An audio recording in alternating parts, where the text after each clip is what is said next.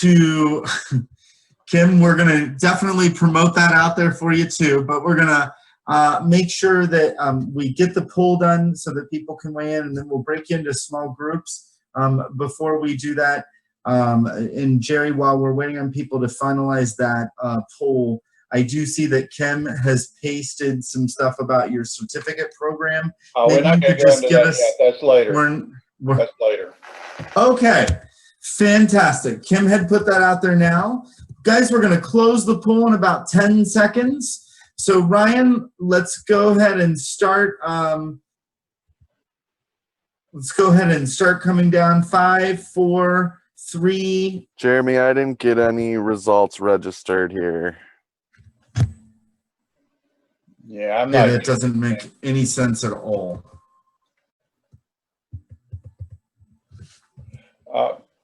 Just for the sake of time, I'm not really sure what happened there. Jeremy, for the sake of time, why don't you let them bring it up in their discussion groups? Yeah, we'll definitely go ahead and do that. So, not really sure what happened there, folks, and my apologies. Yes, I'm not sure what happened there, Dr. Lynn, as to why we did not get the votes. We've never had that happen before, so we'll definitely report that to Zoom. I want to make the best use of your time, though. So I've shared a document with all of you that we're going to use to do some small group breakout work, and I'm going to ask Ryan to break us. If at least one person in your group can click the link in the chat before you actually break us into small groups. Suzanne, would you mind reading our questions that are in that document for everybody to do? For each group, we should have 4 or 5 groups that we'll break into. So you just want to find your part of the group. And as you can see, our question number 1, if you're looking at that document, is simply put your names down so that we know who participated in each group. Suzanne, I'm hoping that I've given you enough time to get that document up so that you can read question 2, 3, and 4 that we want them to focus on. And what can you use moving forward? Those types of things. Question 3 is, do you feel you can support a new paradigm for culture change and leadership? It's a new paradigm on change, and it's going to require change to make it happen. And how should we proceed with that?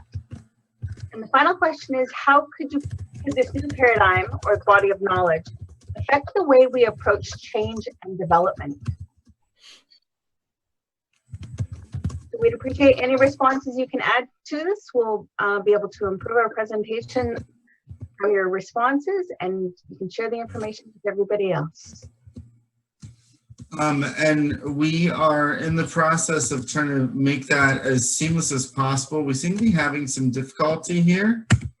And so I am repasting the link so that you can get that again. You should be able to access it. Again, I'm going to have Ryan break us into small groups. And if you find that once you get into your small groups, there is not someone in your group who can record on the document, just have someone in your group raise their hand, and one of us will pop in to help you through that. Again, we've got those questions. I'll also have Ryan maybe paste the questions in our chat box here.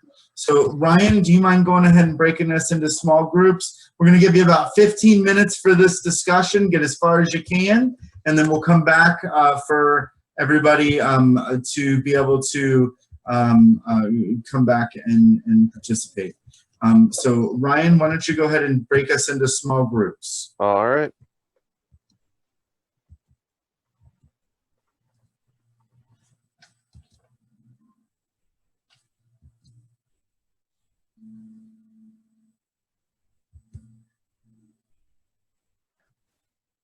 Everyone should be getting a prompt on their screen to join the small groups. You have to click on that. You should be able to.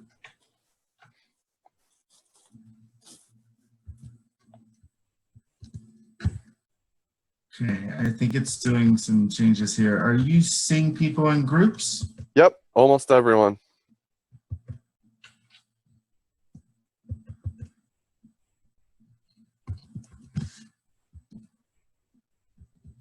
Okay, so you were trying to put me into a breakout room. Yeah, because there really is no such thing as like a green room now. Okay. Looks like Jerry just came back to us. Sorry about that, Jerry. How are you, man?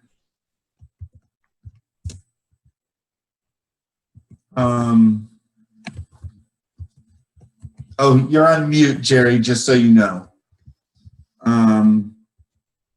All right, so it looks like we're getting, okay, so there we go. We got Suzanne back. Sorry about that, Jerry, Suzanne, and John. We did not have a way to leave you out of that assignment piece. So I think we're going good here. Is there anybody who's got their hand raised, Ryan, that I need to go check in on? Not that I can see.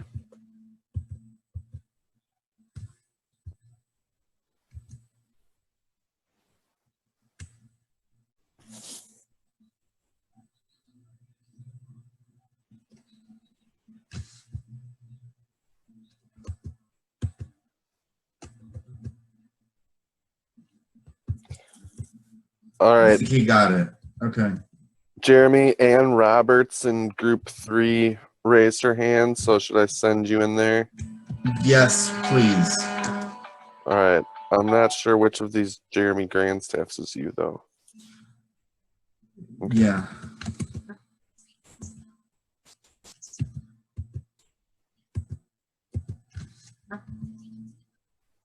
Okay.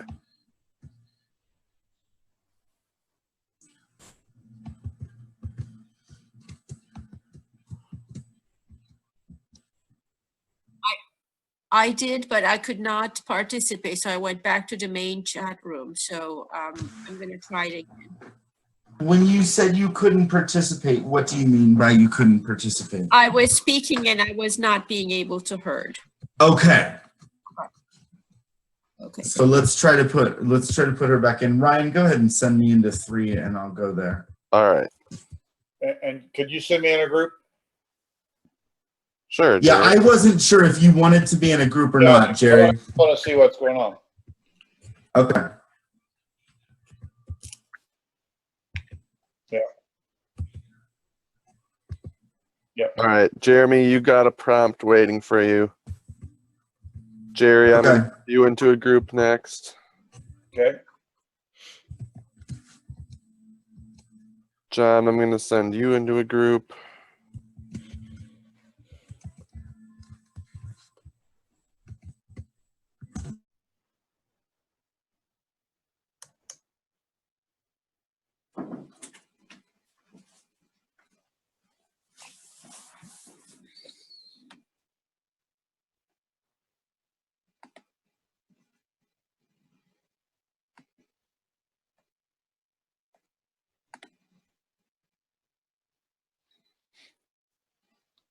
John, do you have a prompt on your screen?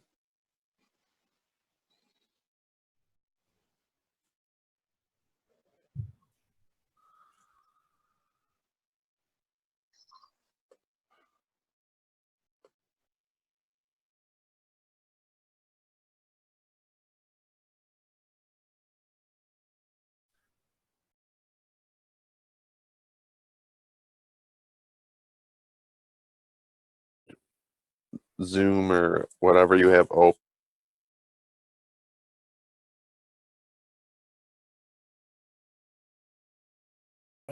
You can only motivate people the way they like to be motivated.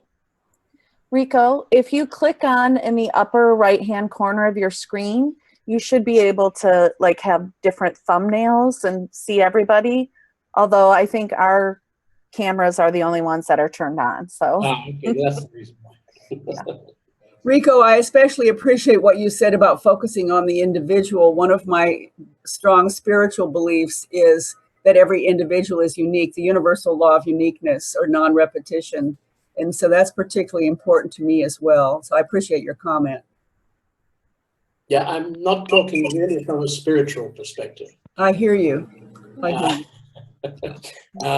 I agree. Yes, there is maybe what you call spiritual, but the way we're born, we're brought up. We all have our life experiences from the day we're born. Mm-hmm. Why do we like sweet things? It doesn't know mother, right? Mhm. It starts off with that. It's built into us. And of course, for the rest of our lives, probably, we still continue loving sweet stuff. Mhm. Facts. It still starts somewhere. Of course, you can have big changes in your life, transformational changes in your life. And most of us have as a teenagers. Mhm. When you suddenly start seeing the world for what you think it's really like, and not what your school or your parents or everybody else thinks it's like. Mhm. Well, I think you know what I'm talking about. Yes, thank you very much. Who else would like to I don't want share? I don't want to bring up certain issues, but I don't know how much time we have, but I'm Yeah. conscious of giving everyone a chance to speak. Well, this is Kim, and I had Dr. Glover as a professor many years ago, so I have heard a lot of this before, but I'm very interested in doing some more research on the VCOS project. I had heard of that before, but I hadn't taken the time to do the research, so I'm kind of excited about that. What particularly about this multicultural work excites you, Kim? Well, I'm excited to look at a successful program and how they approached it. You know, a lot of times we focus on the failures, and I think that you know, even from so many years ago, you know, sometimes the work that was done in the 50s and 60s for some reason was just amazing work. So I'm excited to look into that and you know, see the model that they used and, you know, and how it was.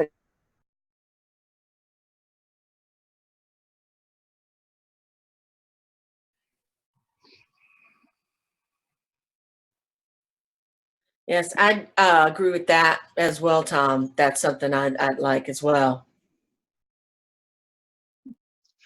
Tusi, did you ever use these SCEs in the work that you did, or was it more just doing and less recording? And by recording, I guess I mean down, although certainly such encounters, if planned, could be recorded electronically. Usually we had, I was more of a facilitator, and then we usually have support staff actually try to apply the metrics of one form or another. But I tended to gauge the audience and then go from there. Mm-hmm. And much of the, for example, gauging the audience means gauging their culture, their society, everything before I even step in front to work with a group. And when I'm in Fiji, for example, or in Samoa, those are highly religious communities. And so to begin an engagement, it's always good to call someone to say a prayer. And to start it off, because that aligns well with the existing values there, and it also informs the participants that you are aware and respect their values. So I rarely engage right to the meat. I usually approach with the three wisdoms that we call it. You engage with humility, embrace with respect, and you sustain with aloha. So, and the more diverse the audience, the more effective that method is. Mm-hmm. Jerry, I see you joined us here. So what I was saying is that I've not used the socio-cultural encounters as a unit of measure, and I don't know, do you record these, and if so, what do you record? Well, Tom, if I were to go into a workplace or into an office or into an organization, first thing I do is do what they call illicit dilemmas, and those dilemmas are all based on social culture encounters. So maybe there's a dilemma to look at when visitors from one of the field offices come to the home office, or maybe there's a dilemma involved in in how people are recognized and rewarded, or maybe there's a virtual team being formed and they have different dynamics going on there. So it's really a matter of getting a handle on the culture by looking for key sociocultural encounters, which most likely will have dilemmas associated with them. Okay, so what we do something we call illicit dilemmas. And like with the Australian Air Force study that I did back in 1998, I think it was when we did that, we went around the country into all the military bases for the Air Force and to all the different locations and identified 230, I think it was, dilemmas by focus groups, interviews, observation, and various techniques like that. The focus groups particularly yielded good interviews because that's one of my main ways that I do it. What I do is explain the concept and then ask them to tell us a situation where they know of there was a dilemma going on, where they have a social culture encounter in which there are cultural differences going on.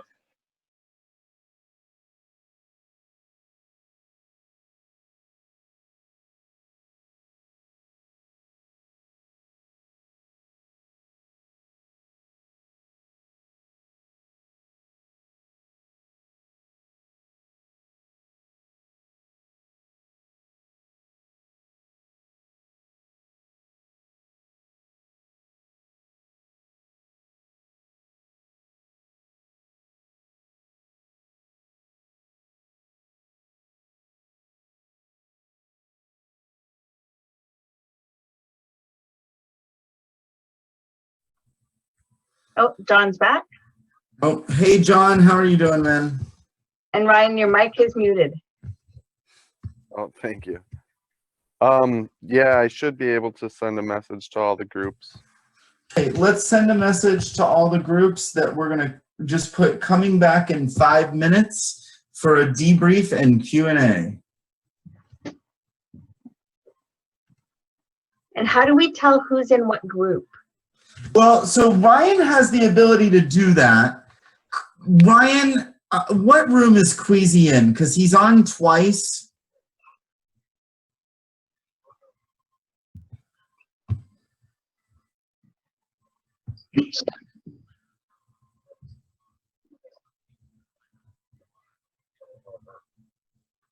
Ryan, can you just unmute his mic? Yes.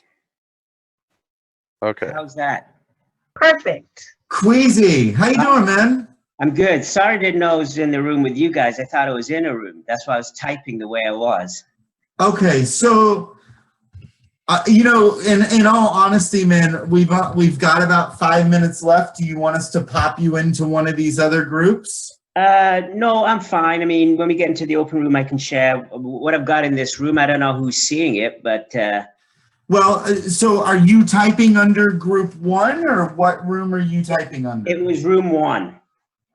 Okay, so all right, so It's the let's one see. that had Regina McClinton, Tusi Avagalio.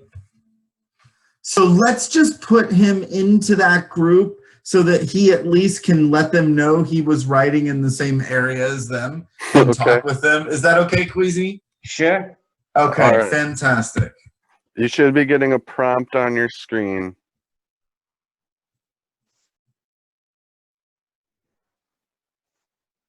Where is that? I don't see that. It should be in your Zoom window. So you have the Google window that you're typing in, but Yeah. there's also your Zoom window, and that should have it in there. Breakout rooms, breakout 1.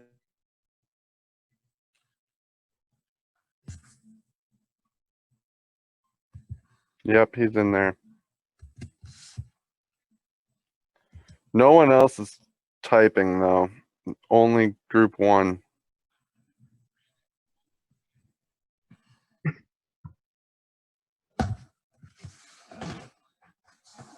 Yeah, Anne was actually in that group originally, and we moved her to a different group. So has anybody?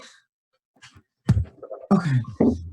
So Ryan, I need you to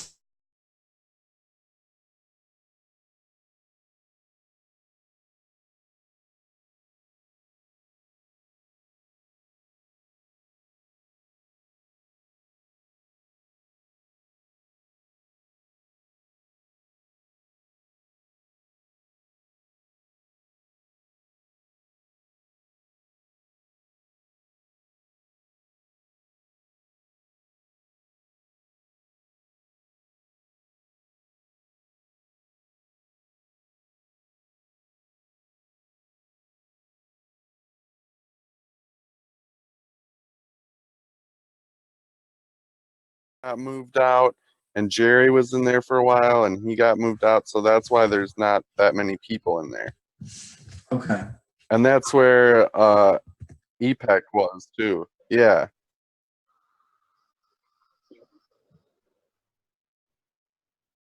Okay. John, can we have you go into group 2 and see if they are capturing their discussion on the Google Doc and we're not seeing it? All right, I'm sending into group 2. Let them know we have 2 minutes. Thank you.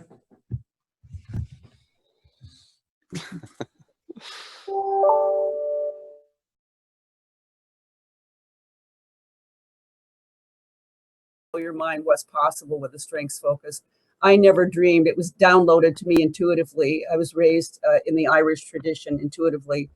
And so I always trusted that. And I had no idea at the time. I tried it out, and what clients did was amazing. So you're going to have a blast with that. It'll really open not only new planets, but new galaxies to you for that. And then the last part, to answer your question, we were talking about applications. And I think you have already focused on that. Your learning groups and your strengths-based approach sound great. Yeah, thanks. Yes. Dr. Oh, John, you're back.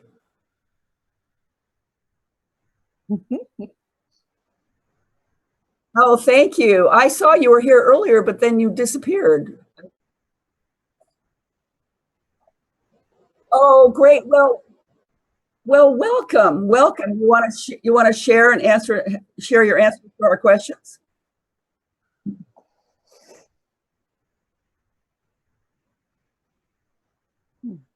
Yes, I see quite a bit of stuff written here in our Google Doc. I haven't had a chance to finish because I've been facilitating and listening, but there's quite a bit of stuff here.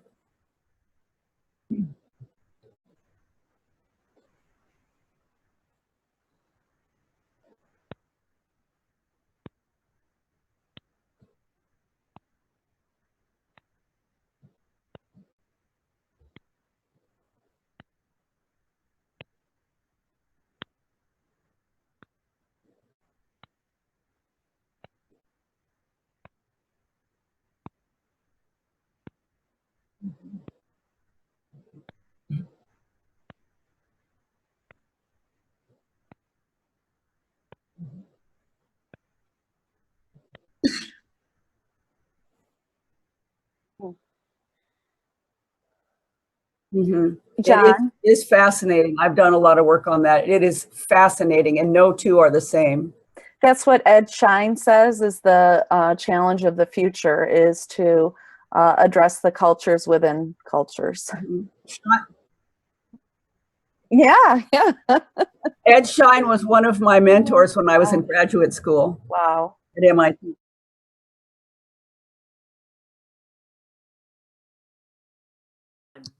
So, yeah. So that was really interesting. I'm not exactly sure how that happened, but clearly we need to, there are always some things that we can do better. And apparently that was a little bit lost there, but we did capture a lot of discussion.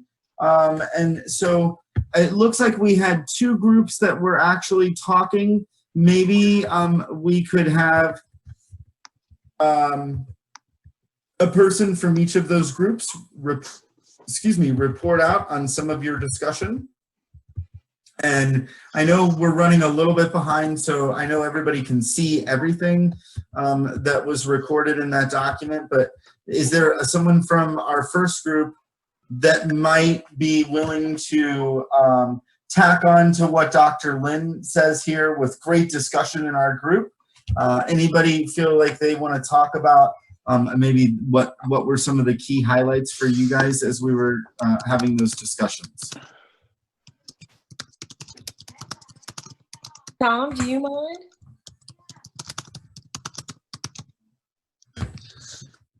Still muted, actually, Tom? Tom, you're muted. Remember, you do want to mute your line if you're going to talk.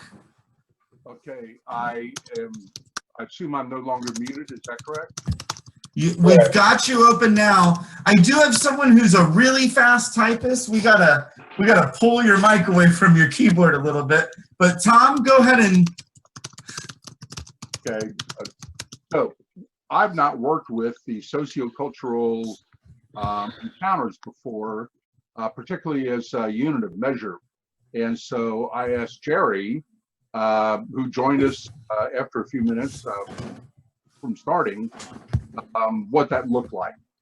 And he related his work with the Australian Air Force, and he gave us some examples of how information was gathered, formed into a survey, and then in this case of 17,000 airmen, and then the usual kinds of statistics could be done on the survey results. So I found that whole process very interesting. Excellent. Anybody else from that particular group want to share any other highlights of your discussion? If not, we'll go to a different group. And again, we'll be sharing all the stuff that you guys have captured down. I am really sorry for the differences in the instructions there. It doesn't sound like we have anybody from Tom's group that wants to share anymore. Any other reflections from the other group? Anyone feel like sharing? Remember, unmute that line if you did mute for us, so that we get the pleasure of hearing you.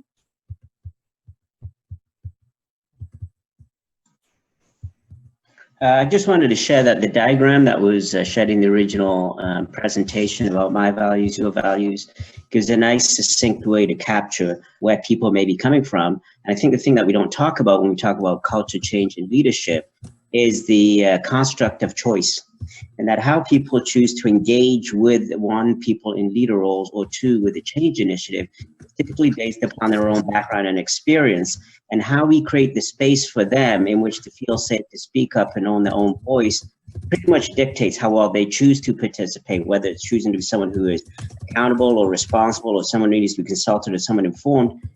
Those are the sorts of things I think that we need to talk about to help, one, it's about really creating the relationships to as the basis for the interaction with the larger group. Thank you. And Dr. Lynn, we do have you unmuted if you had some thoughts that you wanted to share from the breakout discussions. Yes, I really enjoyed our group discussion because there were such a wide range of types of differences that we talked about, from national culture to different national cultures, to different regions within a country, to different cultures within departments of an organization like marketing versus technology. And all these differences kind of have their own life. And it was fascinating listening to everybody's experiences. We talked some about intuition. We talked about a strengths focus in response to the gentleman that just spoke. Since I've worked with strengths for 35 years, the positive approach creates the most safety. When people are seen for their best, they feel the safest. And so it was a fascinating discussion. And we had people that have worked in the UN, have worked across the globe, have worked extensively within a company on their culture. And I really appreciated everybody's input. Our learnings were a wide variety of learnings in a wide variety of different kinds of approaches. And for example, in her organization, pardon my voice here, allergies, and in her organization has something called learning groups, where they step away from the day-to-day business activities and they focus on what they're learning. And it was very wise, very wise. So there was a lot of wisdom. I really appreciated it and enjoyed it. Awesome. Thanks, Dr. Lynn. I've got time for 2 or 3 more reflections. If you want to give some reflections from your group's discussion, just to unmute your line. And so we've got time for 2 or 3 more comments. And then Jerry, I'm going to come to you for a quick wrap up after I do some thank yous to our partners. Thank you. Jeremy? Yeah, go ahead, Jeannie. Oh, it's Kim. Kim, sorry, Kim. That's all right. In our group, I was in Dr. Lynn's group, and we really talked about, well, we talked about so much, but the importance of intuition and attunement, and how, you know, we've tried to squash that for so long, and we need to bring that back into the equation and have a more holistic, integrated approach. Awesome. 2 more comments. Final comments, or this meeting hasn't been worth your time. Anyone else? Remember, you can unmute by unmuting your phone. If you've muted on the phone, can unmute by hitting the mute button in the bottom left-hand corner of your screen. Or I believe you can actually dial *6 if you're on the phone and have been muted. Can also raise your hand and Ryan can unmute you. Any other final comments before we wrap up? Hi, this is Ipek Tafi here. I realize that I need to master Zoom a bit better, so that's one learning. But the other one is eliciting stories, not taking necessarily the approach to understand where people are coming from, their cultures, with their feelings, thoughts, etc. That's really thought-provoking for me. But Dr. Tusi asked about mentioned the importance of building trust. So it would be my curiosity how to come to a great place of trust where people would genuinely share their story, so we can elicit cues about their culture. Thank you. That's a great thought. And I think maybe even Jerry, if you have some ideas on that, definitely feel free to include those in there.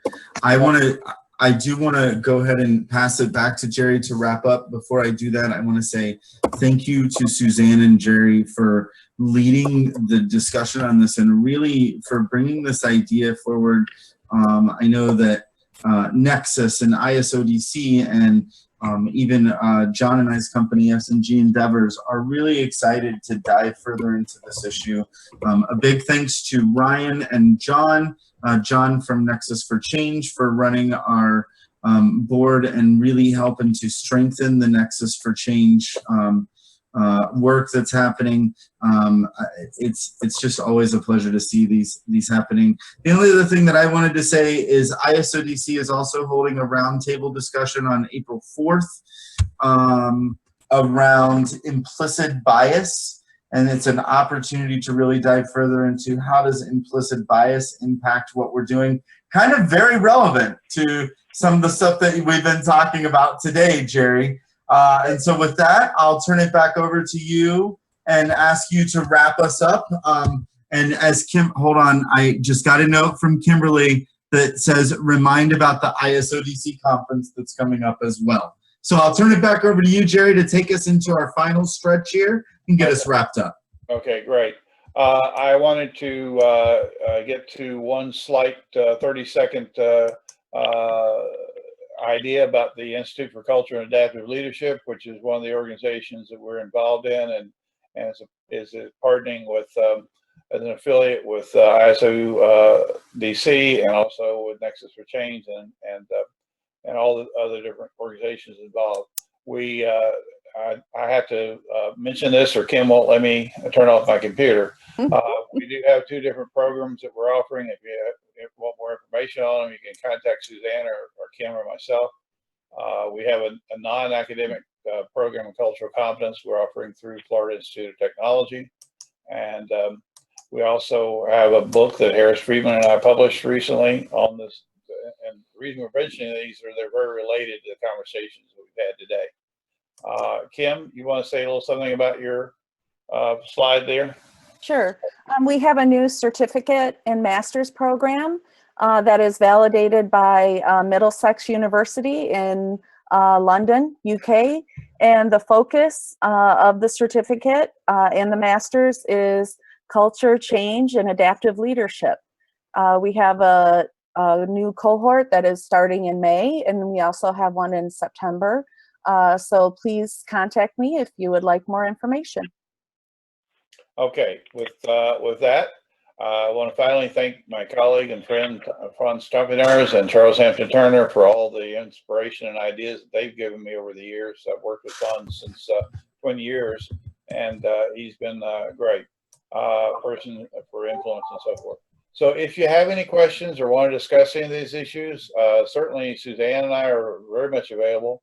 Tusi as well, I'm sure. So we'll be available, and we'd be happy to talk with you and have a call or whatever you want, or share materials, and we're more than happy to exchange ideas like that.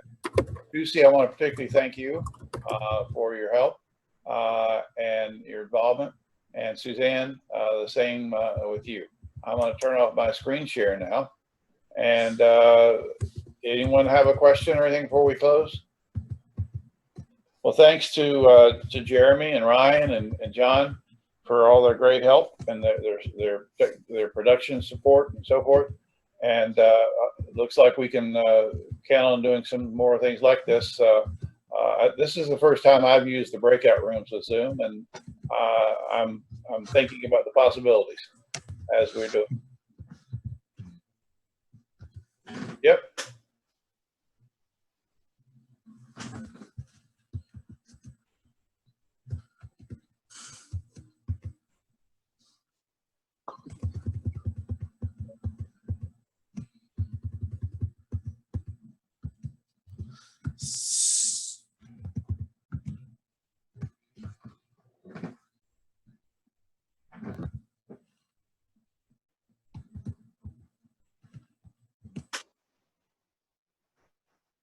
So a big thanks to everybody for making this happen. We will officially conclude today's conversation, but if you do have questions, you're always welcome to stick after.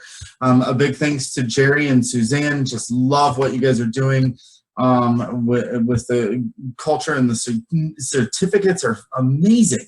I love when we can see more people. You know, I always see those conversations about so-and-so is certified. And so just really great to see that stuff taking off.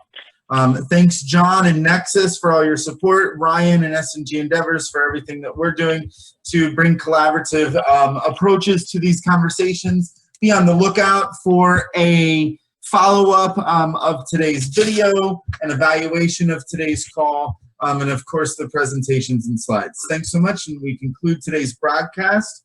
John, take us off live. And thanks, everybody. You're welcome to